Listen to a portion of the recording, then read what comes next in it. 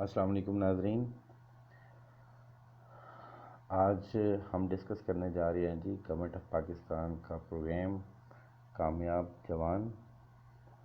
और कामयाब जवान के अंदर मुख्तलिफ़ स्कीमें क्या हैं, और आज स्पेशली हम डिस्कस करेंगे यूथ एंटरप्रेन्योरशिप स्कीम।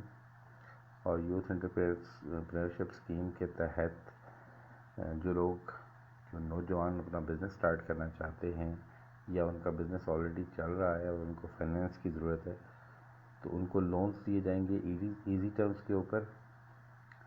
और उसकी टर्म्स क्या होंगी, उसके लिए क्या चाहिए, एप्लीकेशन फॉर्म कैसे मिलेगा आपको, अप्लाई कैसे करेंगे, और उसके अंदर क्या क्या चीज़ें हैं जिनका आपने ख्याल रखना है।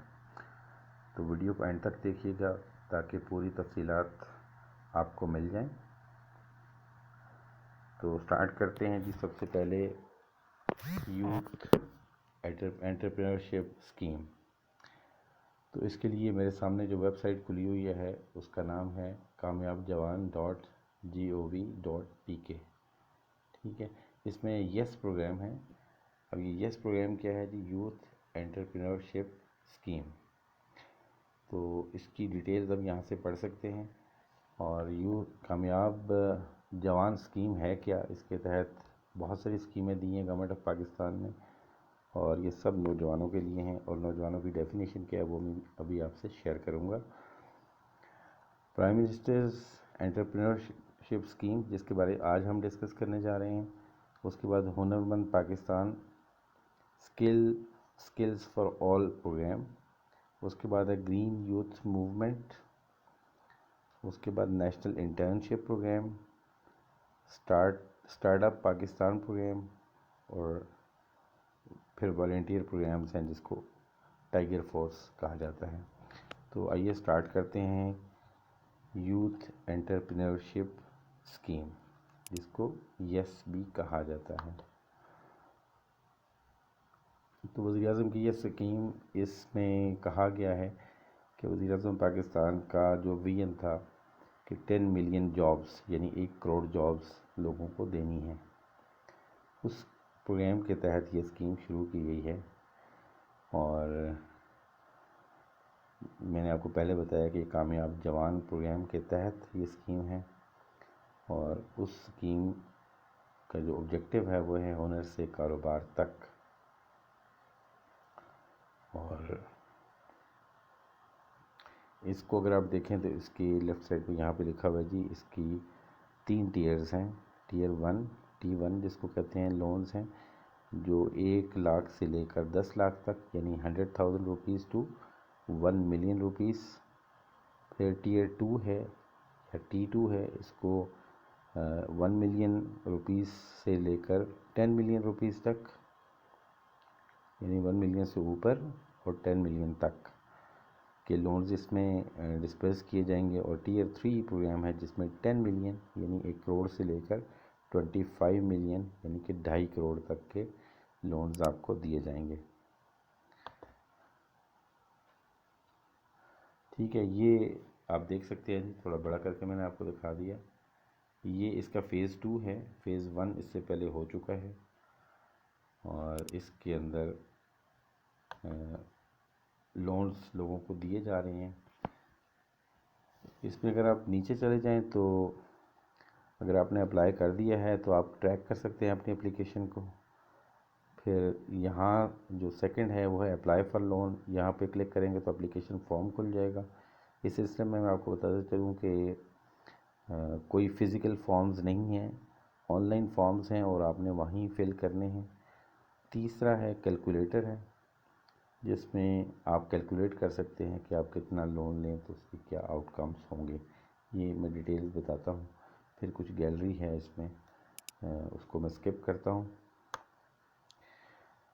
देन जी गाइडलाइंस दी गई हैं जिसमें फाइनेंशियल कैलकुलेटर्स हैं, जो आपने अपना बिज़नेस प्लान देना है और उसमें जो प्रोजेक्टेड फाइनेंशियल स्टेटमेंट्स देनी है वो कौन कौन सी हैं और उसके टेम्पलेट्स क्या हैं वो यहाँ पे डिस्कस किए गए हैं। देन स्मीडा को गवर्नमेंट ऑफ पाकिस्तान ने अथराइज़ किया है कि वो सपोर्ट प्रोवाइड करेगा इस सारे प्रोग्राम की, कामयाब जवान प्रोग्राम की, तो उस हवाले से भी हम डिस्कस करेंगे। स्मीडा है small and medium enterprise development authority, government of Pakistan का इदारा है। और उसके बाद क्या क्या सवालात हैं, क्या क्या क्वेश्चंस हैं लोगों के, उनके आंसर्स यहाँ दिए गए हैं। तो ये समरी थी यूथ एंटरप्रेन्योरशिप स्कीम की। अब नेक्स्ट आते हैं जी, इसमें अगर आप देखें तो ये एप्लीकेशन फॉर्म है जिसमें आपसे वो आपकी पर्सनल और आपकी बिज़नेस इंफॉर्मेशन मांग रहा है, और उसकी सारी डिटेल्स वो आप एक स्क्रीन फिल करते हैं तो नेक्स्ट स्क्रीन आ जाती है, और इस तरह ये आगे चलता जाता है। इसके नीचे अगर आप देखें तो इसके बारे में एक ट्यूटोरियल या एक वीडियो भी दी गई है जिसको आप देख सकते हैं और इसकी तफसीलात मालूम कर सकते हैं। और इसी तरह स्टेप 1 की जो ट्यूटोरियल है वो भी यहाँ पे गिवन है।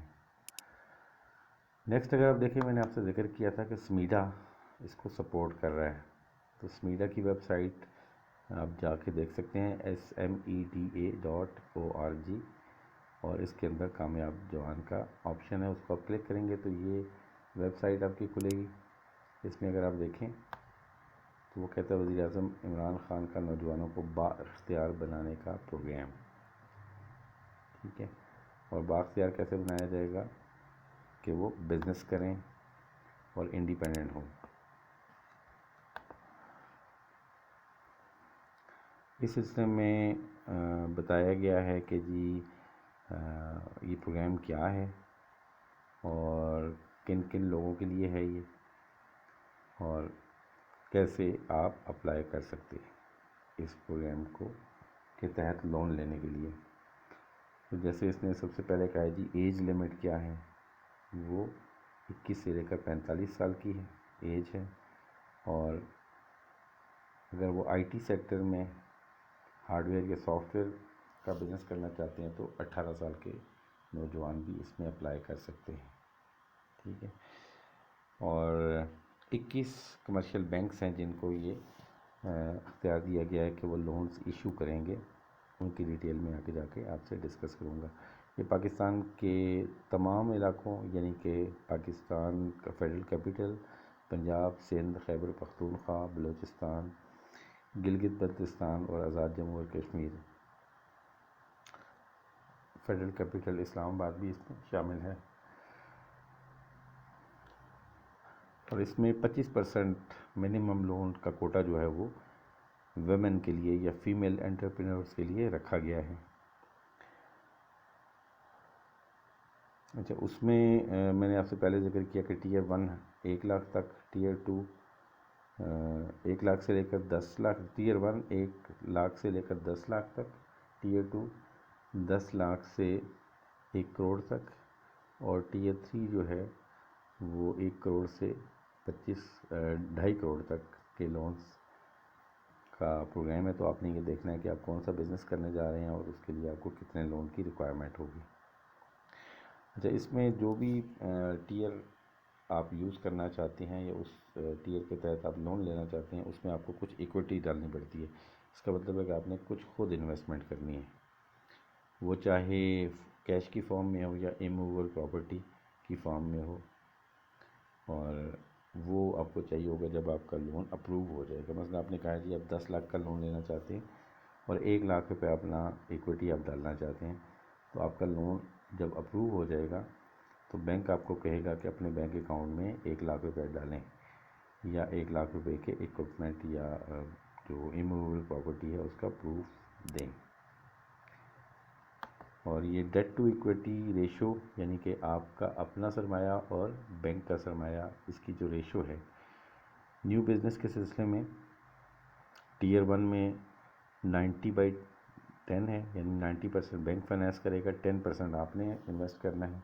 टीयर 2 में 80/20 है, यानी 80% बैंक फाइनेंस करेगा और 20% आप फाइनेंस करेंगे। टीयर 1 में मार्कअप का जो रेट है वो 3% है, टीयर 2 में 4% है, टीयर 3 में 5% है, और टीयर 1 में 90/10 की रेशो होगी, टीयर 2 और 3 में 80-20 की रेशो होगी, यानी 80% बैंक फाइनेंस करेगा और 20% आप खुद इक्विटी इंजेक्ट करेंगे।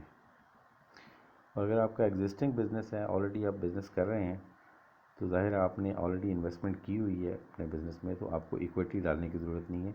आप लोन के लिए अप्लाई करेंगे और जो लोन आप जिस लोन के लिए एलिजिबल होंगे वो आपको लोन दे दिया जाएगा। और स्मीडा जो है वो इस सिलसिले में आपको गाइडेंस भी प्रोवाइड करेगा और आपको डिफरेंट सहूलियात, फॉर एग्ज़ाम्पल आपको बिज़नेस प्लान बनाना है तो उसका तरीक़ाकार क्या है, कैसे बनाना है उसको, उसकी गाइडेंस है और फिजिबिलिटी स्टडीज़ वगैरह। उसके बाद बिज़नेस प्लान की ज़रूरत क्या है जी, कि आपने अगर कुछ सोच रखा है कि आप एक बिज़नेस करना चाह रहे हैं, फॉर एग्ज़ाम्पल आप सॉफ्टवेयर हाउस खोलना चाह रहे हैं, तो आपने उसको प्लान आउट करना है कि मैं इस बिज़नेस को कैसे करूँगा, इसके लिए कितने पैसों की ज़रूरत है, मेरे पास कितने पैसे अवेलेबल हैं और मुझे बैंक से कितने लोन लेना है, ठीक है। और उसके बाद इसके लिए मुझे कौन कौन से सॉफ्टवेयर या हार्डवेयर ख़रीदने पड़ेंगे, कितना वर्किंग कैपिटल रिक्वायर्ड है, मेरी फाइनेंशियल्स क्या होंगी, यानी कि मेरी एक्सपेक्टेड सेल्स, मेरे कस्टमर कौन से होंगे, मेरी टारगेट मार्केट क्या है, इस प्रोजेक्ट की कमर्शियल वायबिलिटी क्या है, और आने वाले 4-5 सालों में 5 सालों में आपकी रिटर्न्स क्या होंगे और बिज़नेस क्या रिज़ल्ट देगा। ये सारी चीज़ें आपने इकट्ठी करके एक बिज़नेस प्लान की फॉर्म में आपको देनी है और इस बिज़नेस प्लान को का टेम्पलेट शेयर किया गया है, उस टेम्पलेट के मुताबिक आपने ये प्रोवाइड करना है। अब मैं इन टेम्पलेट्स को डिस्कस करता हूँ। चलें पहले टेम्पलेट डिस्कस कर लेते हैं और उसके बाद हम आगे चल के हम डिस्कस करेंगे कि ये इस प्रोग्राम की ज़्यादा ख़ुसूसियात क्या हैं और उसमें किन चीज़ों का आपने ख्याल रखना है और कैसे अप्लाई करना है और उसमें आपके क्या क्वेश्चन हो सकते हैं। तो मैं टेम्पलेट्स की बात कर रहा था। तो टेम्पलेट में सबसे पहले अगर आप ये देखें कि लोन रीपेमेंट शेड्यूल है, ठीक है। तो यहाँ इसको आपने फिल करना है। फॉर एग्ज़ाम्पल आपने यहाँ लिखना है लोन कितना चाहिए, यहाँ अमाउंट लिखनी है, मार्कअप, ये फॉर एग्ज़ाम्पल आप 1 मिलियन तक ले रहे हैं तो 3% यहाँ आपने लिखना है, ठीक है। और 8 सालों का ये लोन है तो या आपने 8 लिख देने हैं। और आपने पेमेंट्स किस तरह करनी है, मंथली बेसिस पे करनी है तो वो अपने सेलेक्ट कर ले रहे हैं मंथली।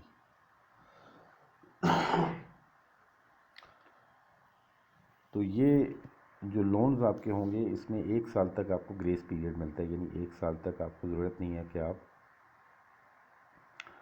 कोई इंस्टॉलमेंट्स पे करें, क्योंकि बिज़नेस को सेटअप करने में 1 साल तो लग ही जाता है। जब आपको रेवेन्यूज़ अच्छे आना शुरू होते हैं, ब्रेक इवन आप क्रॉस करते हैं, और उसके बाद आपका ग्रेस पीरियड 1 महीने को वो 12 महीने 1 साल को 12 महीनों में कन्वर्ट कर देता है। और 12 अगर आपने मंथली सेलेक्ट किया हुआ तो आपने 12 इंस्टॉलमेंट्स आपकी होंगी। और टोटल क्योंकि 8 सालों में आपने करना है तो 96 या 96,000 आपकी अकसात 96 इंस्टॉलमेंट्स आपकी हो जाएंगी या अकसात हो जाएंगी। इसी तरह मैं अब ज़्यादा डिटेल में नहीं जाऊँगा, आपको क्विकली बताता हूँ कि ये आपकी बैलेंस शीट है। इस बैलेंस शीट में आपने अपनी तमाम डिटेल्स एसेट्स की, जैसे कैश, अकाउंट्स रिसीवेबल्स कितने होंगे, इन्वेंट्रीज या स्टॉक कितना होगा आपके पास, और प्रीपेड एक्सपेंसेस कितने आपको रिक्वायर्ड होंगे। उसके बाद आपके फिक्स एसेट्स कितने होंगे, लैंड कितनी, अगर लैंड चाहिए तो लैंड कितनी है, बिल्डिंग को चाहिए, इंफ्रास्ट्रक्चर आपने कोई बनाना है उसकी रिक्वायरमेंट, मशीनरी इक्विपमेंट की ज़रूरत है, अगर फर्नीचर, फिक्सचर, गाड़ियाँ, अगर कोई ऑफिस व्हीकल्स चाहिए, ऑफिस इक्विपमेंट चाहिए, तो ये सारे आपने ज़ीरो से लेकर ये 5 तक आपने कैलकुलेट करने हैं। ज़ीरो का मतलब है जिस डेट को एप्लीकेशन दे रहे हैं वो ज़ीरो है, अभी तक आपको लोन नहीं मिला। आप अगर एग्जिस्टिंग बिज़नेस कर रहे हैं तो यहाँ पे आप फिगर्स फिल करेंगे कि मेरे एग्जिस्टिंग बिज़नेस की क्या पोजीशन है एसेट्स की और लाइबिलिटीज़ की, और मेरा कैपिटल कितना है। और अगर आप न्यू बिज़नेस कर रहे हैं तो आपने 0 1 से स्टार्ट लेना है। तो ये टोटल एसेट्स हो जाएंगे। अब ये टोटल एसेट्स में लाइबिलिटीज़ क्या क्या हैं? अब लाइबिलिटीज़ में आपके पेएबल्स हैं, accounts payables, short term debts, कोई आपके लोन्स वगैरह हैं, अदर लाइबिलिटीज़, कोई किसी किस्म के पेएबल्स हैं वो यहाँ आपने सारे मेंशन करने हैं। और कोई लॉन्ग टर्म लाइबिलिटीज़ हैं, अगर आपने किसी बैंक से कोई लॉन्ग टर्म लोन लिया हुआ है 1 साल से ज़्यादा का, तो यहाँ पे वो आ जाएंगी। या किसी और इदारे या पर्सन से आपने लोन लिया हुआ है तो वो भी आपने यहाँ मेंशन करना है। तो ये आपकी टोटल लाइबिलिटीज़ जो हैं यहाँ पे आ जाएंगी, करंट लाइबिलिटीज़ और लॉन्ग टर्म लाइबिलिटीज़। अब आपका जो बाकी बच गया वो आपका इक्विटी है। अब इक्विटी में आपका कैपिटल कितना है और रिटेन्ड अर्निंग्स कितनी है। कैपिटल आपका वो है जो आपने इन्वेस्ट किया है, और रिटेन्ड अर्निंग्स जो हैं वो आपके बिज़नेस प्रॉफिट्स जो बिज़नेस के अंदर पड़े हुए हैं, आपने विड्रॉ नहीं करवाए, वो आपकी रिटेन्ड अर्निंग्स हैं। तो ये सारी current and long term liabilities plus equity ये मिल के आपके एसेट्स के बराबर होगा, तो इसको बैलेंस शीट कहते हैं। देन आपकी इनकम स्टेटमेंट है जी। इनकम स्टेटमेंट्स में आपकी इनकम कितनी है ये कैलकुलेट करना है, और 5 सालों की आपने कैलकुलेट करनी है, तो आपने एस्टीमेट करनी है या प्रोजेक्ट करनी है। ठीक है, तो उसमें आपने देखना है कि आपकी सेल्स कितनी होंगी, फिर कॉस्ट ऑफ सेल्स कितनी है। कॉस्ट ऑफ सेल में अगर आपका रॉ मटेरियल बेस्ड बिजनेस है तो रॉ मटेरियल, कोई वेजेस हैं आपने पे करनी है लेबर को, ओवरहेड्स हैं हर साल, तो ये आपकी कॉस्ट ऑफ गुड्स सोल्ड आ जाएगी, और आप सेल में से माइनस करेंगे तो ग्रॉस प्रॉफिट। और यहाँ से नीचे आपके सारे एक्सपेंसेस हैं, जैसे सैलरीज है, रेंट है, आपकी इलेक्ट्रिसिटी और अदर यूटिलिटीज़ के बिल्स हैं, कोई इंश्योरेंस अगर है, एडवर्टाइजिंग है, डेप्रिसिएशन और वगैरह वगैरह, ये सारे एक्सपेंसेस आपके ईयर वाइज यहाँ आ जाएंगे। तो इन सेल्स में से आप कॉस्ट ऑफ सेल्स निकालेंगे तो ग्रॉस प्रॉफिट, और ग्रॉस प्रॉफिट में से आप अपने एक्सपेंसेस माइनस करेंगे तो आपका ऑपरेटिंग प्रॉफिट या ऑपरेटिंग इनकम आ जाएगी आपके पास, और उसमें से आपकी टैक्स लायबिलिटी माइनस करेंगे तो नेट इनकम आ जाएगी आपकी। अगर आपने कोई लोन लिया हुआ है तो लोन की यहाँ पे टैक्स के साथ इंटरेस्ट भी आ जाएगा, तो वो भी माइनस करेंगे तो नेट इनकम तब आएगी। ठीक है जी, ये आपका इनकम स्टेटमेंट का टेम्पलेट है। उसके बाद जो चौथा टेम्पलेट है वो आपकी कैश फ्लोज का है। तो कैश फ्लो स्टेटमेंट जब आप बनाएंगे तो आपने जो कैलकुलेट किया हुआ है जी नेट प्रॉफिट कितना होगा, तो हर साल का आपने यहाँ फिल करना है, उसमें डेप्रिसिएशन को ऐड बैक कर देना है। नॉन कैश एक्सपेंस होता है डेप्रिसिएशन, और इंटरेस्ट एक्सपेंस अगर कोई है वो माइनस करना है और वो ऐड बैक करना है। और उसके बाद आपकी changes in current assets, cash और कैश इक्विवेलेंट्स के अलावा जो आपकी चेंजेस हैं, जैसे अकाउंट्स रिसीवेबल में क्या चेंज होगी हर साल, ठीक है, इन्वेंट्री में, प्रीपेड एक्सपेंसेस में, फिर लाइबिलिटीज़ में क्या चेंजेस हैं, अकाउंट्स पेएबल, ये करंट लाइबिलिटीज़। तो ये इसको कहते हैं वर्किंग कैपिटल में चेंजेस, यानी कि यहाँ से ये वाला जो फिगर है अकाउंट रिसीवेबल से लेकर करंट लाइबिलिटीज़ तक तमाम जो है ये आपके वर्किंग कैपिटल होंगे। तो वर्किंग कैपिटल की चेंजेस भी यहाँ पे हर साल नेट चेंजेस क्या हैं वो यहाँ लिखी जाएंगी। फिर आपने कोई मार्कअप जो पे किया है वो भी यहाँ मेंशन होगा जे में। उसके बाद short term debt, long term debt कितना है, और ये फाइनेंसिंग एक्टिविटी यहाँ कवर हो जाएगी। डेट्स जितनी हैं, लोन्स आपके जो हैं वो यहाँ लिखे जाएंगे, और हर साल के एंड पे लोन का बैलेंस क्या होगा आपका, ठीक है। और उसके बाद आपका कैपिटल जो आपने इन्वेस्ट किया, तो ज़ाहिर है ये फर्स्ट ईयर में आएगा या 0 ईयर में आएगा, और अगर आप बाद में इन्वेस्टमेंट करते हैं कोई और तो वो उस साल में ऐड होता रहेगा। फिर आपकी फिक्स इन्वेस्टमेंट है, आपने मशीनरी में, प्लांट में, प्रॉपर्टी में इन्वेस्टमेंट की है, तो वो जिस जिस साल में की है वो यहाँ उस साल में आती रहेगी। तो ये आपका नेट कैश फ्लो आ जाएगा इन्वेस्टिंग एक्टिविटी से। तो अब ये तीनों एक्टिविटीज़ का जो कैश फ्लो है इसको ऐड करेंगे तो नेट कैश इनफ्लो या आउटफ्लो आ जाएगा। यानी अगर आप पॉजिटिव कैश फ्लो है तो फिर ये पॉजिटिव आएगा, इनफ्लो होगा, और अगर नेट नेगेटिव है तो फिर ये नेट आउटफ्लो हो जाएगा। हो सकता है कि पहले साल में आपको लॉस हो और अगले सालों में आप उसको प्रॉफिट में कन्वर्ट करें। इसमें फिर ओपनिंग कैश बैलेंस ऐड करेंगे तो वो आपकी क्लोजिंग कैश का बैलेंस आ जाएगा। तो ये कैश फ्लोज की स्टेटमेंट है।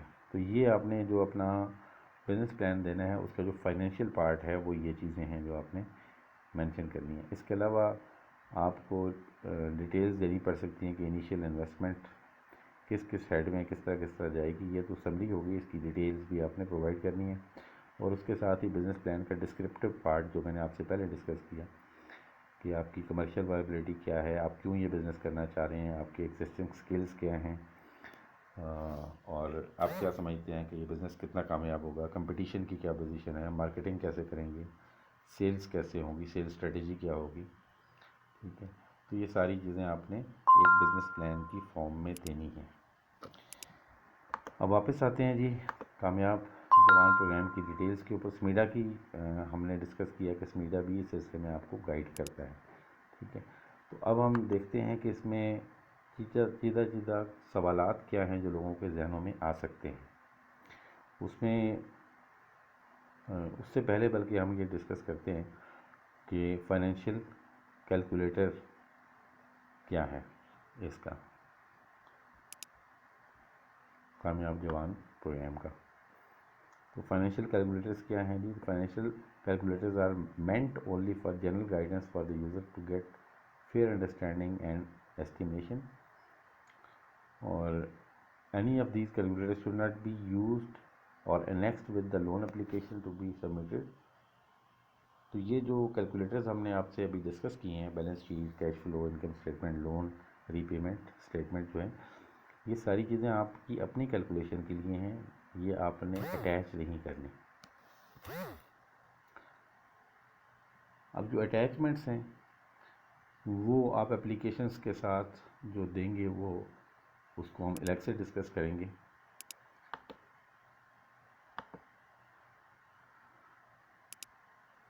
अब इसमें हम देखते हैं जी इसमें क्या क्या फ्रीक्वेंटली आस्क्ड क्वेश्चंस हैं। तो इसको मैं खोलता हूँ जी, ये PDF की फॉर्म में दी गई है, ये भी आप कामयाब जवान .gov.pk से डाउनलोड कर सकते हैं, देख सकते हैं। अब वो कहते हैं जी इन्फॉर्मेशन कहाँ से आप गेट कर सकते हैं, तो कामयाब जवान .gov.pk से आप सारी इन्फॉर्मेशन ले सकते हैं। ठीक है, इसमें आप पूरी डिटेल्स अवेलेबल है, आप डिटेल में स्टडी कर सकते हैं। हु कैन अप्लाई, कौन कौन अप्लाई कर सकता है?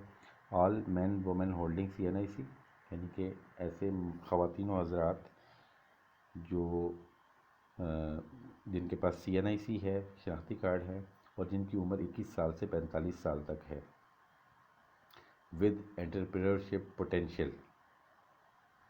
अब उनके पास कारोबार का पोटेंशियल या उनके अंदर ये सलाहियत होनी चाहिए कि वो कारोबार कर सकें, वो इसमें अप्लाई कर सकते हैं। अब मैंने 21 से 45 साल की जो एज बताई, इसमें मैंने आपको पहले बताया कि अगर IT बिज़नेस है तो ये 21 की बजाय 18 साल के लोग भी अप्लाई कर सकते हैं, 18 या 18 साल से ज़्यादा के लोग।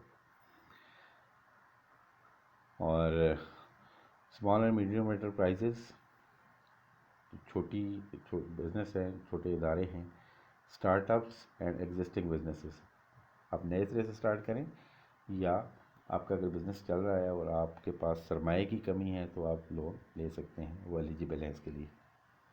ठीक है, और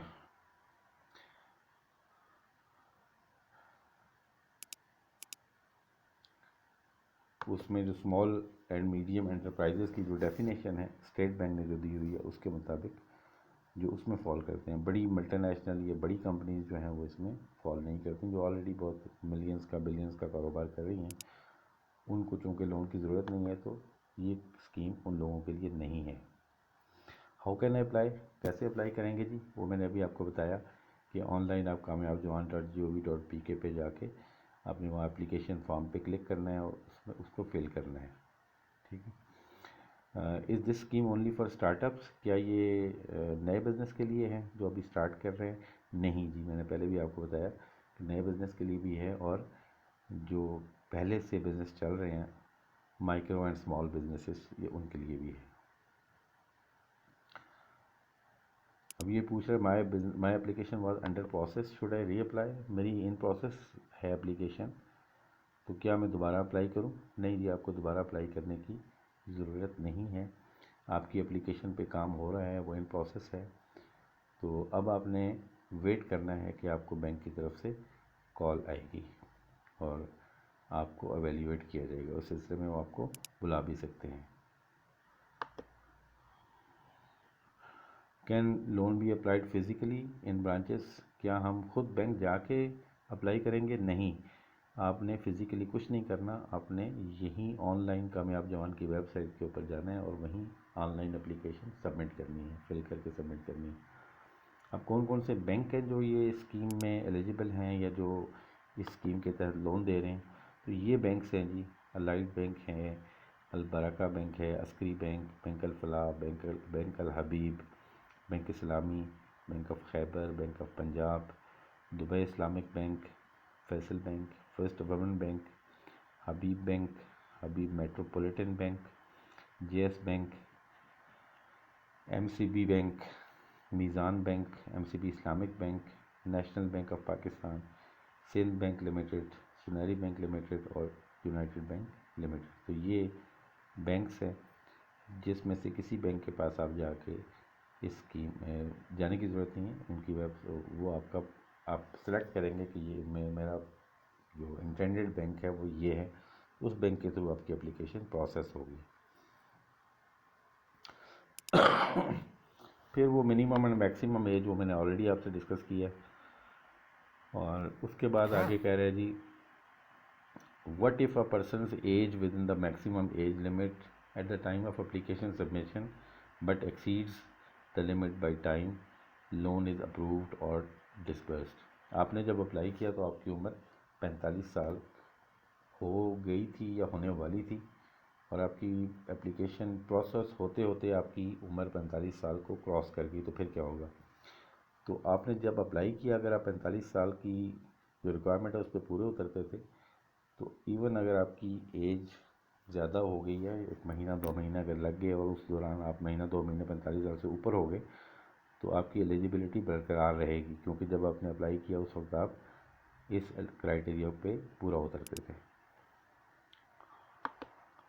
अब ये कह रहे जी कि अगर पार्टनरशिप है तो क्या ये एज लिमिट सब पे अप्लाई होगी? नहीं, सब पे अप्लाई नहीं होगी। कम से कम एक बिज़नेस पार्टनर जो है वो इस एज लिमिट में होना चाहिए, ठीक है। और एजुकेशनल रिक्वायरमेंट क्या है जी इसमें? नेक्स्ट क्वेश्चन जो आता है, तो जनरली इसमें कोई एजुकेशनल क्वालिफ़िकेशन की ज़रूरत नहीं है, प्रेस्क्राइब नहीं की इन्होंने। आप अगर पढ़े लिखे हैं या अनपढ़ हैं या कम पढ़े लिखे हैं, आप सब इस स्कीम के तहत अप्लाई कर सकते हैं। हाँ, अलबत्ता अगर आईटी बेस्ड कोई क्वालिफ़िकेशन है तो उसके लिए आईटी का नॉलेज और थोड़ी बेसिक तालीम एटलीस्ट मैट्रिक वगैरह होनी बहुत ज़रूरी है। और अगर आपका कोई काम इस तरह का है जिसमें वो काम करने के लिए आपको कुछ क्वालिफ़िकेशन या सर्टिफिकेशन, डिप्लोमा वगैरह की ज़रूरत है या किसी लाइसेंस की ज़रूरत है, तो वो आपके पास पहले से होना चाहिए। अदरवाइज़ स्पेसिफिकली कोई क्वालिफ़िकेशन मेंशन नहीं की गई यहाँ पे। क्या जी किसी जेंडर को प्रायोरिटी है, यानी मर्द अप्लाई कर सकते हैं या सिर्फ औरतें अप्लाई कर सकते हैं? नहीं, कोई जेंडर डिस्क्रिमिनेशन नहीं है, चाहे मर्द हैं या औरत हैं आप अप्लाई कर सकते हैं। लेकिन चूँकि ख़वातीन बाज़ दफ़ा कम अप्लाई करती हैं या उनको इतनी अपॉर्चुनिटीज़ नहीं मिलती, तो ये इंश्योर करने के लिए कि ख़वातीन भी इसमें अप्लाई करें, कम से कम 25% कोटा जो है वो ख़वातीन के लिए रखा गया है। तो यानी 75% तो मिक्स होंगे, एटलीस्ट 25% जो है वो ख़वातीन होनी ज़रूरी हैं। Can employed person also apply? अगर कोई बंदा कहीं जॉब कर रहा है तो वो भी अप्लाई कर सकता है? जी बिल्कुल, वो भी अप्लाई कर सकते हैं जी। क्या एग्जिस्टिंग बिजनेसमैन भी कर सकते हैं? जी बिल्कुल, पहले भी मैंने आपसे डिस्कस किया, छोटी ऑर्गेनाइजेशन जो हैं वो भी अप्लाई कर सकते हैं, जो ऑलरेडी बिज़नेस कर रही हैं, उनको मज़ीद कर्ज़े की अगर ज़रूरत है तो या अपना बिज़नेस एक्सपेंड करना चाहते हैं तो वो भी अप्लाई कर सकते हैं। Can more than 1 person of the same family apply for the loan individually और इंडिपेंडेंटली? एक फैमिली से एक से ज़्यादा लोग अप्लाई कर सकते हैं? यानी बिल्कुल कर सकते हैं जी। लेकिन एक फैमिली मेम्बर किसी दूसरे के नाम से अप्लाई नहीं कर सकता, ठीक है। कैन 2 और मोर पर्सन जॉइंटली अप्लाई, क्या एक दो या दो से ज़्यादा लोग इकट्ठे भी अप्लाई कर सकते हैं? जी बिल्कुल अप्लाई कर सकते हैं। फिर उस सूरत में ये पार्टनरशिप का कॉन्सेप्ट आएगा और उसमें जॉइंटली ज़िम्मेदारी उनकी होगी कि वो लोन अदा करें। और can a non resident apply, कोई नॉन रेजिडेंट अगर है, पाकिस्तान में नहीं रह रहा, बाहर कहीं जॉब कर रहा है या बाहर बिजनेस कर रहा है, तो क्या वो अप्लाई कर सकता है? तो नहीं, ये रेजिडेंट पाकिस्तानियों के लिए स्कीम है। जो पाकिस्तान में रह रहे हैं और वो बिज़नेस करना चाहते हैं, सिर्फ वही लोग अप्लाई कर सकते हैं। एक आदमी कितने लोन अप्लाई कर सकता है? तो एक आदमी सिर्फ एक लोन अप्लाई कर सकता है, और सिर्फ उस सूरत में अगर उसने अपना पिछला कर्ज़ा वापस कर दिया, पहला लोन उसने बिज़नेस स्टार्ट किया, उसका लोन लिया, उस लोन को रीपे कर दिया, तो बैंक की तरफ से अगर क्लियरेंस सर्टिफिकेट मिल गया तो वो सेकंड लोन के लिए अप्लाई कर सकता है। Can blood relatives of employees of participating banks apply, क्या जो बैंक के एम्प्लॉयज़ हैं उनके रिश्तेदार अप्लाई कर सकते हैं? वो नहीं अप्लाई कर सकते। और ये इसलिए ज़रूरी है कि कन्फ्लिक्ट ऑफ इंटरेस्ट ना आए, ठीक है। और इस सूरत में अप्लाई कर सकते हैं ये लोग जिस बैंक में इनके रिलेटिव्स काम कर रहे हैं उसके अलावा ये किसी दूसरे बैंक में अप्लाई कर सकते हैं। सेम बैंक जिसमें उनका जो ब्लड रिलेटिव जॉब कर रहा है वहाँ ये अप्लाई नहीं कर सकते। उसके बाद नेक्स्ट क्वेश्चन है जी, गवर्नमेंट एम्प्लॉयज़ जो हैं वो भी अप्लाई कर सकते हैं कि नहीं? गवर्नमेंट मुलाजमीन बिल्कुल इसमें अप्लाई नहीं कर सकते। तो ये बेसिक एलिजिबिलिटी के बारे में सब सवालों के जवाब इन्होंने दिए हैं। इसके अलावा अगर कोई और सवाल है तो आप पूछ सकते हैं, मुझसे भी पूछ सकते हैं, और उसमें मैं आपको फिर तरीका बताऊंगा कि आप गवर्नमेंट से कैसे पूछ सकते हैं या बैंक से कैसे पूछ सकते हैं। अब नेक्स्ट है जी, एप्लीकेशन सबमिशन के लिए जो सवालात हैं वो क्या है जी, can anybody help me in submitting the loan application, क्या मैं किसी की मदद ले सकता हूँ? तो उसमें यह है कि आप अपने करीबी बैंक या जिस बैंक से आप लोन लेना चाह रहे हैं उस बैंक से गाइडेंस ले सकते हैं, वो आपको पूरा गाइड करेंगे। और उसके अलावा सिटीज़न पोर्टल है गवर्नमेंट ऑफ पाकिस्तान का, वहाँ पे आपकी कोई क्वेश्चंस हैं, क्वेरीज हैं या आपकी कोई कंप्लेंट्स हैं तो वहाँ पे आप अपने सिटीज़न पोर्टल में आप लिख सकते हैं। और उसके बाद है जी कि प्रोसेसिंग फ़ी क्या है एप्लीकेशन के साथ? तो एप्लीकेशन के लिए प्रोसेसिंग फ़ी 100 रुपया है जो नॉन रिफंडेबल है, ठीक है। और वो नादरा की CNIC वेरिफिकेशन फ़ी है, ठीक है, तो ये रिफंडेबल नहीं है। When and how can I withdraw my application, तो आपने एप्लीकेशन दी हुई, आपका मूड बदल गया, अब आप बिज़नेस नहीं करना चाहते, तो अप्रूवल या रिजेक्शन से पहले आप अपनी एप्लीकेशन वापस ले सकते हैं। और अगर आपकी एप्लीकेशन अप्रूव हो गई है तो आपको बैंक जो ऑफ़र करता है कि जी ये लोन आपको ऑफ़र कर रहे हैं, तो तब भी आप रिजेक्ट कर सकते हैं उस ऑफ़र को। और अगर आपकी एप्लीकेशन रिजेक्ट हो गई है तो आप अपनी एप्लीकेशन को वापस नहीं ले सकते और आपका जो स्टेटस है वो रिजेक्टेड का ही रहेगा। फिर नेक्स्ट क्वेश्चन है जी, मुझे कैसे पता चलेगा कि मेरी एप्लीकेशन का स्टेटस क्या है, क्या वो एक्सेप्ट हो गई है या क्या प्रोसेसिंग में चली गई है, क्या हुआ उसका? तो उसके लिए ये है कि जी जब आप एप्लीकेशन सबमिट करते हैं पोर्टल के अंदर तो और वेरिफिकेशन नादरा की हो जाती है तो आपको एक SMS आता है जिसमें ये कहा जाता है कि आपकी एप्लीकेशन सबमिट हो गई है, यानी हमें मौसूल हो गई है, और फ़लाँ बैंक जो है या फ़लाँ ब्रांच जो है वो आपका केस प्रोसेस करेगी। फिर उसके बाद कहता है कि अगर गलती से एक फॉर्म फिल हो गया तो उसको मैं रीप्रिंट कर सकता हूँ या दूसरा फॉर्म सबमिट कर सकता हूँ या नहीं कर सकता। देखिए मैंने पहले आपको बताया कि ये आपने फ़िज़िकल फॉर्म में कुछ नहीं करना, आपने ऑनलाइन ही एप्लीकेशन सबमिट करनी है। तो आपने पोर्टल के ऊपर जाके एप्लीकेशन सबमिट करनी है और जो नेसेसरी फील्ड्स हैं वो फिल करने हैं। अगर फिल नहीं करेंगे तो वो आपकी एप्लीकेशन को प्रोसेस ही नहीं करेगा, ठीक है। तो इसलिए फ़िज़िकल या डबल प्रिंटिंग या इस तरह का कोई मामला नहीं है, ठीक है।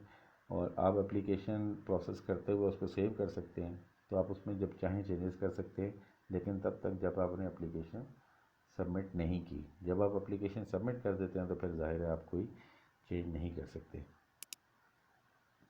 अच्छा, उसके बाद वो कहते हैं जी कि आपको बिज़नेस कंसल्टेंट्स गवर्नमेंट ने अपॉइंट किए हैं जो आपकी एप्लीकेशंस या आपके लोन प्रोसेस में हेल्प कर सकें। तो गवर्नमेंट ने किसी किस्म का कोई कंसल्टेंट इसमें हायर नहीं किया। गवर्नमेंट ने खुद ही बहुत सारी वीडियोस, मैनुअल्स, राइटिंग्स, बहुत सारी चीज़ें उर्दू इंग्लिश दोनों में दे दी हैं ताकि आप उनको पढ़ के उनको समझ सकें। और सिटीज़न पोर्टल के ऊपर आपका कोई क्वेश्चन होगा तो वो भी आंसर किया जाएगा। फिर उसके बाद वो कह रहे हैं कि क्या कोई बिज़नेस कंसल्टेंट गारंटी कर सकता है कि मैं डेफिनेटली आपको लोन लेकर दे दूंगा। तो प्योरली ये जो एप्लीकेशंस हैं मेरिट पे प्रोसेस होंगी और कोई शख्स ये गारंटी नहीं दे सकता कि आपकी एप्लीकेशन एक्सेप्ट हो जाएगी या रिजेक्ट हो जाएगी। तो इसलिए कोई शख्स अगर आपको ये कहता है कि मैं आपको गारंटी देता हूँ कि आपकी एप्लीकेशन एक्सेप्ट हो जाएगी, तो यह गलत बात होगी। तो इसको कोई शख्स इन्फ्लुएंस नहीं कर सकता। अच्छा, फिर उसके बाद कहते हैं कि आपको फास्ट ट्रैक तरीका है जी, हाई सक्सेस ब्रांचेस या कोई ऐसी चीज़ है कि जी फलां जगह अप्लाई करेंगे तो जल्दी प्रोसेस हो जाएगा। बिल्कुल ऐसी कोई बात नहीं है। फास्ट ट्रैक पे नहीं है। जो गवर्नमेंट के पास एप्लीकेशन जाएंगी उसका एक ही तरीक़ाकार है और वो सारे जितने लोग अप्लाई करेंगे वो एक ही प्रोसेस से गुजरेंगे और इसमें कोई शॉर्टकट नहीं है। फिर उसके बाद कौन कौन से बिजनेसेस एलिजिबल हैं।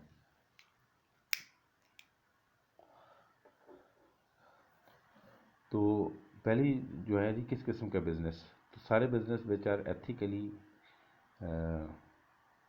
अलाउड इन पाकिस्तान, परमिटेड है, वो किए जा सकते हैं। ऑब्वियसली आप इलीगल बिज़नेस, कोई फ्रॉड का बिज़नेस वो नहीं कर सकते। तो कोई फिर नेक्स्ट क्वेश्चन है जी कि पॉजिटिव बिज़नेस या ऐसे हैं जिनकी कोई लिस्ट अवेलेबल हो।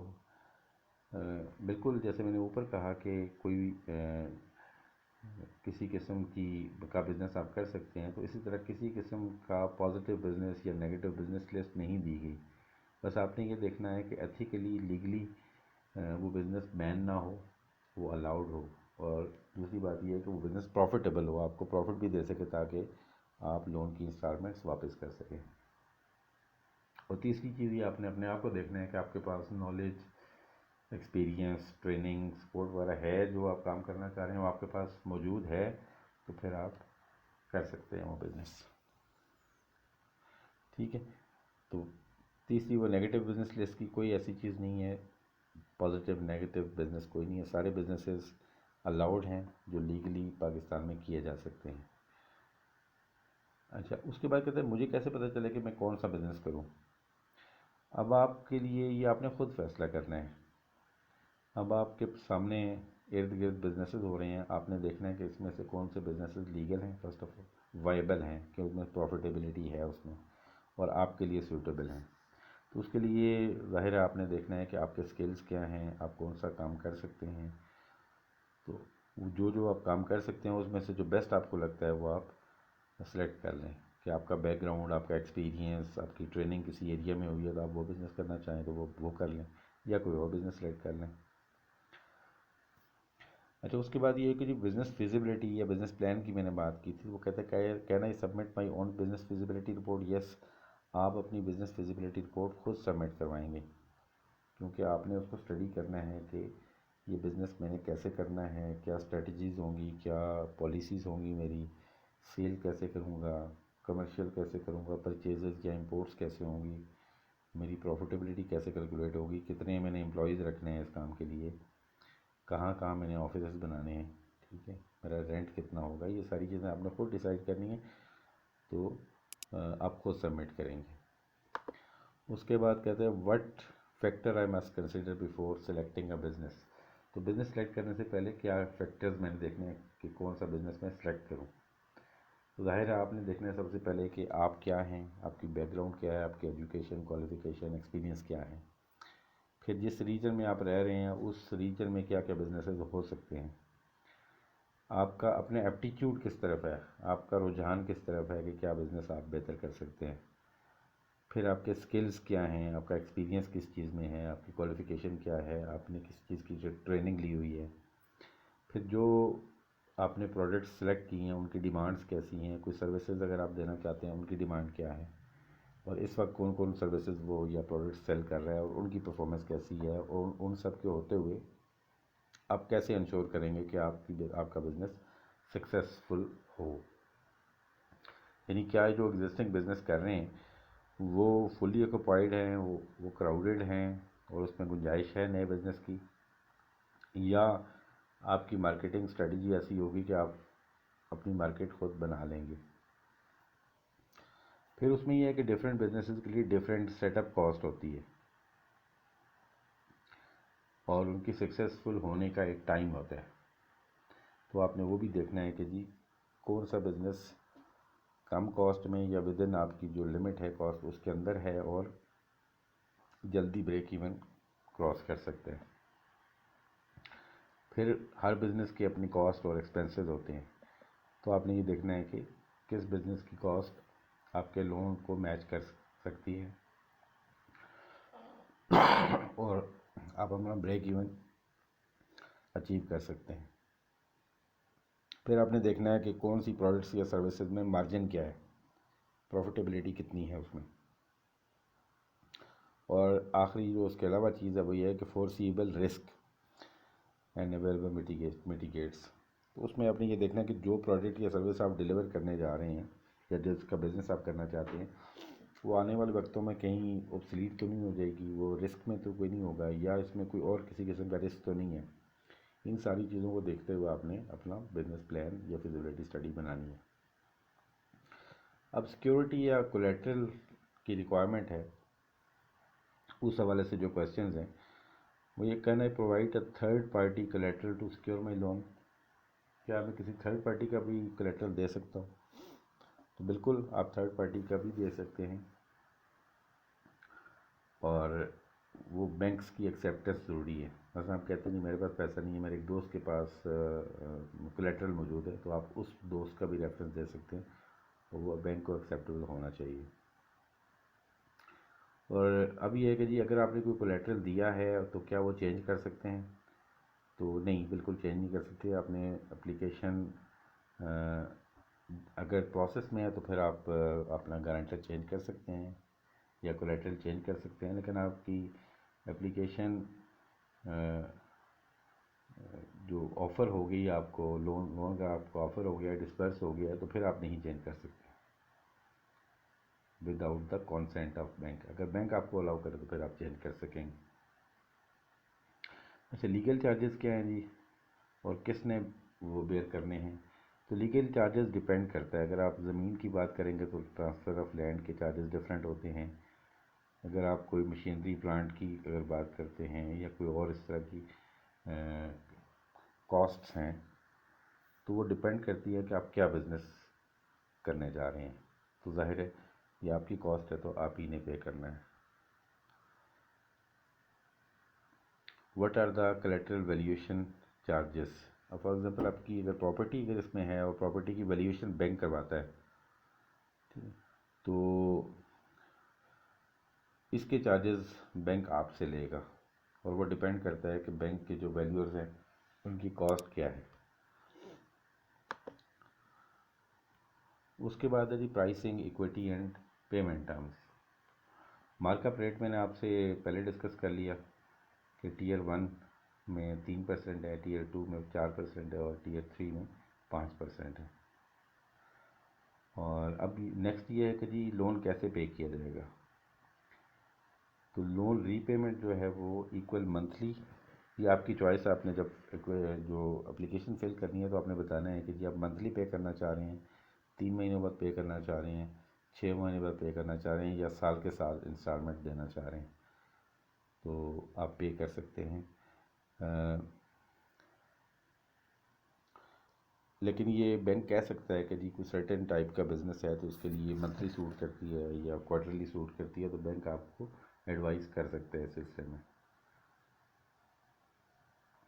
जो जनरली जो है वो मंथली इंस्टॉलमेंट्स ही होती हैं। अच्छा, उसके बाद है जी ग्रेस पीरियड क्या है। तो ग्रेस पीरियड मैंने आपको पहले बताया था कि 1 साल का ग्रेस पीरियड इसमें दिया जाता है, और ये भी बैंक आपको बताएगा, गवर्नमेंट ने क्या दिया जी 1 साल का। और ये चीज़ें ज़ाहिर है आप बैंक के साथ डिस्कस करेंगे कि इसको कम या ज़्यादा किया जा सकता है। उसके बाद है would I be required to make any payment during the grace period. अब ग्रेस पीरियड है, आपको प्रॉफिट शुरू हो गया पहले ही साल में, तो आप चाहते हैं कि यार मैं बैंक का लोन पे करना शुरू कर दूं, तो बिल्कुल आप दे सकते हैं। ये मैक्सिमम है 1 साल, आप 1 साल से पहले भी अपनी पेमेंट स्टार्ट कर सकते हैं। तो इसी तरह आपके जो लोन है वो कम होता जाएगा और उसके ऊपर जो मार्कअप है वो भी कम होता जाएगा। और उसके बाद ये है कि जी क्या मैं बैलून पेमेंट्स कर सकता हूँ, यानी कि मेरी इंस्टॉलमेंट है फॉर एग्ज़ाम्पल 10,000 पर मंथ।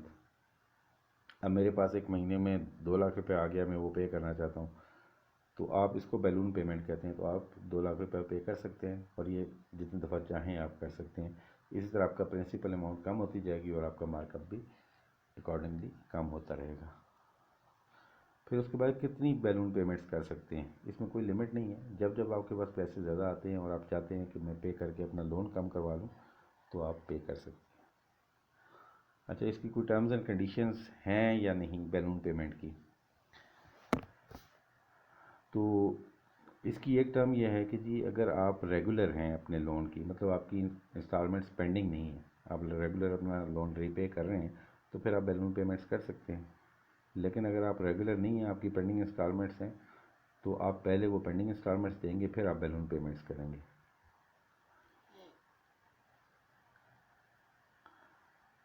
अच्छा, इसमें कह रहे हैं जी कि कोई इसमें ऑप्शंस अवेलेबल हैं बैलून पेमेंट के सिलसिले में।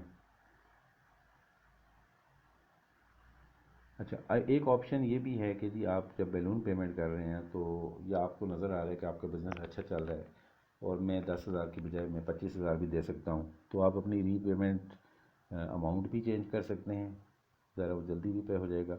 या आप अपना पीरियड भी चेंज कर सकते हैं कि जी 8 साल का था, मैं 5 साल में पे करना चाहता हूँ या 4 साल में पे करना चाहता हूँ। ठीक है। और आप ये भी कर सकते हैं कि आपने 2 लाख रुपए पे कर दिया, तो आप कहते हैं जी बाकी मेरी इंस्टॉलमेंट कम कर दीजिए, आपकी 10,000 थी वो 6,000 रह जाएगी फॉर एग्ज़ाम्पल। फिर वो कहता है जी क्या मैं मेच्योरिटी पीरियड से पहले अपना सारा लोन पे कर सकता हूँ। जी बिल्कुल, आप जब चाहें अपना पूरा लोन पे कर सकते हैं। अब आपकी 8 साल की मेच्योरिटी पीरियड था और आपको 3 साल में ही इतने पैसे इकट्ठे हो गए हैं कि आप सारा लोन पे कर सकते हैं, तो आप अर्ली पेमेंट कर सकते हैं। इसके कोई चार्जेस नहीं है, कोई पेनल्टीज़ या कोई अ, और कोई किसी किस्म के चार्जेस नहीं है। तो आपने बैंक से जाकर नेगोशिएट करना है, बैंक को जाकर बताना है कि जी मैं अर्ली पेमेंट करना चाहता हूँ, तो बैंक अपनी एक फ़ी छोटी मोटी चार्ज करेगा और आपको अलाउ कर देगा। तो नेक्स्ट भी यही क्वेश्चन है कि जी कोई पेनल्टी है, तो पेनल्टी किसी किस्म की नहीं है। उसके बाद है लोन सेंक्शनिंग एंड डिसबर्समेंट। अब लोन कैसे सेंक्शन होगा, कैसे अप्रूव होगा। तो सेंक्शनिंग प्रोसेस जो है वो सबसे पहले ये है कि जब आप अप्लाई करते हैं तो आपका जो नादरा वेरिफिकेशन आपकी होगी, थंब इम्प्रेशन से आपकी होगी लाइव। और उसके बाद टेलीफोनिक वेरिफिकेशन होगी, बैंक का एक रिप्रेजेंटेटिव आपको कॉल करेगा आपके गिवन फ़ोन नंबर पे, तो आपकी वेरिफिकेशन हो जाएगी। और उसके बाद आपकी क्रेडिट हिस्ट्री स्टेट बैंक से चेक की जाएगी कि आपके कोई पेंडिंग पुराने लोन किसी किस्म के तो नहीं पड़े हुए। ठीक है, ये आपकी क्रेडिट हिस्ट्री क्या है। फिर physical verification of the applicant. तो अगर आपका नया बिज़नेस है तो आपने एक साइट दी हुई, तो साइट को बैंक का रिप्रेजेंटेटिव जो है वो विज़िट करेगा और आपके घर पे भी विज़िट कर सकते हैं, ताकि आपका घर भी वेरीफाई हो जाए और आपकी बिज़नेस जो प्रेमिसेस है वो भी आइडेंटिफाई हो जाए। फिर उसके बाद है एनालिसिस ऑफ बिज़नेस फिजिबिलिटी। जो आपने फिजिबिलिटी स्टडी आपने वहाँ सबमिट करवाई हुई है, उसका एनालिसिस होगा कि जी वो बिज़नेस वाकई फिजिबल है या नहीं है, या आपने फिजिबिलिटी स्टडी प्रॉपर बनाई है कि नहीं बनाई।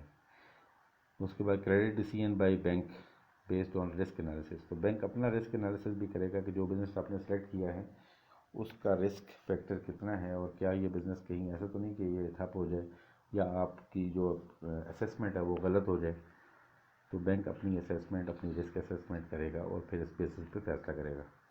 If approved then applicant must provide timely security collateral as well as required equity contribution.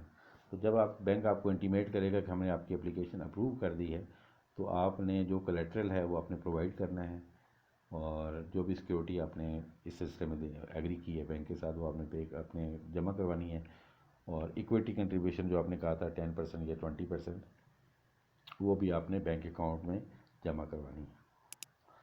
अच्छा, उसके बाद है कि इस लोन एप्लीकेशन के प्रोसेस होने में टाइम कितना लगता है।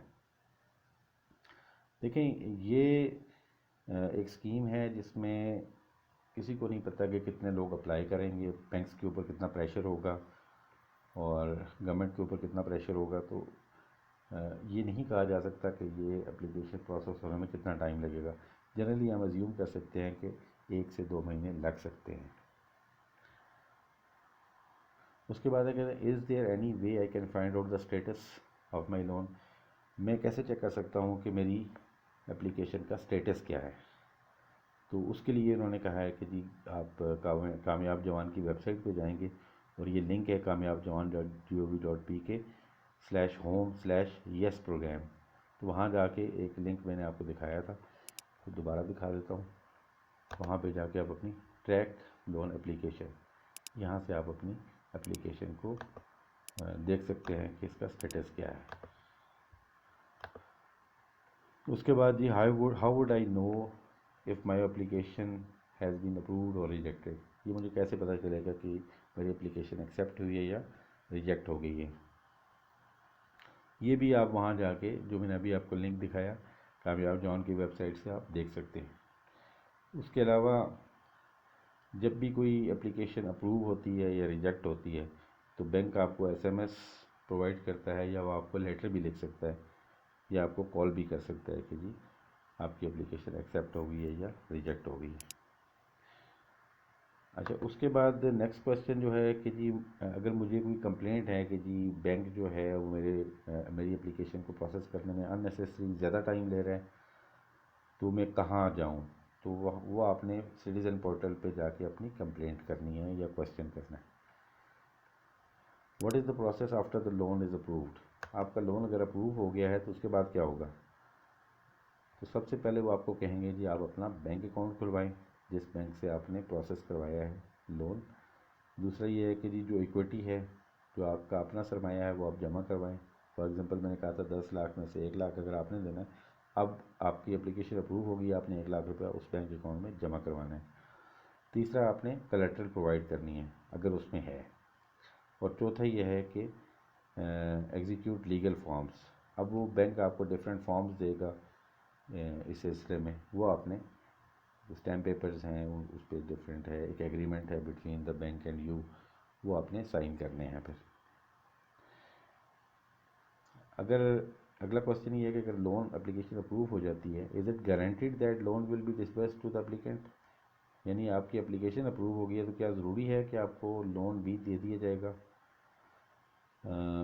ये गारंटी तब है जब आपकी जो फॉर्मेलिटीज़ मैंने ऊपर डिस्कस की हैं वो सारी आपने पूरी कर दी हैं, तो वो आपको लोन डिसबर्स हो जाएगा। लेकिन लोन तब तक डिसबर्स नहीं होगा जब तक आपने बैंक अकाउंट नहीं खुलवा लिया, इक्विटी आपने सबमिट नहीं कर दी, कोलेटरल नहीं दे दिया, और जो नेसेसरी साइनिंग हैं वो आपने जहाँ जहाँ करने थे वो कर नहीं दिए, तब तक आपको लोन नहीं आएगा। Is it possible that a loan approved by the bank is less than the amount applicant has applied for. आपने 10 लाख के लोन के लिए अप्लाई किया, तो क्या ऐसा हो सकता है कि आपको 10 की बजाय वो कम अमाउंट की 5 लाख 6 लाख आपको वो अप्रूव करके भेजें। यस, बिल्कुल ऐसा हो सकता है। अब बैंक ने जब अपना एनालिसिस किया, अपनी जो ऊपर मैंने आपसे डिस्कस किया था, तो उसमें वो इस नतीजे पे पहुंच सकते हैं कि जो आपने कॉस्ट लिखी है डिफरेंट चीज़ों की वो एग्जेजरेटेड है, वो ज़्यादा है। तो एक्चुअली ये बिज़नेस 10 की बजाय 8 लाख में हो सकता है या 6 लाख में हो सकता है, तो आपको अकॉर्डिंगली आपकी लोन अमाउंट कम कर सकते हैं। अच्छा, उसके बाद है जी एप्लीकेशन फिलिंग। अब वो कह रहे जी I am skilled but I do not have any qualification. मेरे पास जी एक हुनर है, मैं अच्छा इलेक्ट्रीशियन हूँ, अच्छा प्लम्बर हूँ या कोई और, लेकिन मेरे पास कोई सर्टिफिकेशन नहीं है, तो अब मैं क्या प्रूफ दूँ। अब उसमें उसका ये है कि जी या तो आप अपना कोई एक्सपीरियंस सर्टिफिकेट या कोई रिकमेंडेशन लेटर, कुछ लोगों की तरफ से, कुछ ऑर्गेनाइजेशन जिनके आपने काम किए हुआ उनकी तरफ से ये प्रूफ आप देंगे। और अगर आपके पास कोई क्वालिफ़िकेशन या सर्टिफिकेशन है तो आप वो अपलोड करेंगे। फिर वो कहते हैं जी क्या मुझे तमाम डिग्रियां अपनी या सर्टिफिकेशन जो हैं वो अपलोड करनी पड़ेंगी? नहीं, आप रीसेंट क्वालिफ़िकेशन या डिग्री या हाईएस्ट जो है ना, जैसे आपने मास्टर्स किया हुआ तो आपको ज़रूरत नहीं आप ग्रेजुएशन या इंटर या मैट्रिक की अपनी डिग्री जो अपलोड करें, आप सिर्फ मास्टर्स की कर देंगे तो अंडरस्टूड है कि आपने मैट्रिक किया हुआ है। तो ये हो सकता है अलबत्ता कि आप अपनी सारी जो डिग्रीज़ हैं उनको आप एक पीडीएफ बना के इकट्ठा एक ही फाइल में आप अपलोड कर दें, तो एक भी कर देंगे तब भी चल जाएगी, ज़्यादा करेंगे तब भी कोई मसला नहीं है, लेकिन फ़ाइल एक होनी चाहिए। अब अगर मेरे पास एक से ज़्यादा स्किल्स हैं, सर्टिफिकेट्स हैं, तो मुझे कौन सा अपलोड करना चाहिए? तो जो बिज़नेस आप करना चाह रहे हैं उससे जो रिलेटेड है, जो रेलेवेंट है, जो सर्टिफिकेशन, वो आप अपलोड करें, ठीक है। और अगर आपका जो काम आप करने जा रहे हैं उससे रेलेवेंट एक से ज़्यादा सर्टिफिकेशंस हैं तो आप उन सबको इकट्ठा करके एक पीडीएफ बनाएं और उसको अपलोड कर दें। उसके बाद बिज़नेस इन्फॉर्मेशन है जी, वो कह रही जी my relevant industry category business or sector or sub sector is not in the drop down list. जो ड्रॉप डाउन लिस्ट वहाँ आती है फॉर्म में, उसमें मेरा बिज़नेस सेक्टर नहीं कवर हो रहा, तो फिर क्या किया जाए? तो उस सिलसिले में जो है ना अदर का एक ऑप्शन है, तो आप अदर को सिलेक्ट कर सकते हैं, ठीक है। तो उसमें ओबियसली बैंक फिर आपसे पूछेगा कि अदर का क्या मतलब है और कौन सा बिज़नेस आप करने जा रहे हैं। Can I change my business name any time later? जी बिल्कुल आप चेंज कर सकते हैं, और ये चेंज जब भी आप करेंगे आपने बैंक को इंटीमेट करना है और बैंक जो है उसको रजिस्टर करेगा अपने पास। और अगर आपकी कोई कंपनी है तो ज़ाहिर है अपनी कंपनी का नाम प्रॉपर तरीके से SECP में है तो SECP से चेंज करवाना है, और अगर आपकी अनरजिस्टर्ड है तो आपने बैंक से वेरीफाई करवाना है और उसी नाम का NTN वगैरह लेना है। अच्छा, अब ये कि जी can an applicant change his selected business after application submission? अब मैंने एक बिज़नेस स्टार्ट किया था, बीच में मेरा इरादा चेंज हो गया, मैंने बिज़नेस सेक्टर चेंज कर लिया, तो फिर आप चेंज नहीं कर सकते क्योंकि आपने एप्लीकेशन दे दी है और अब आपने उसी बिज़नेस में रहना है।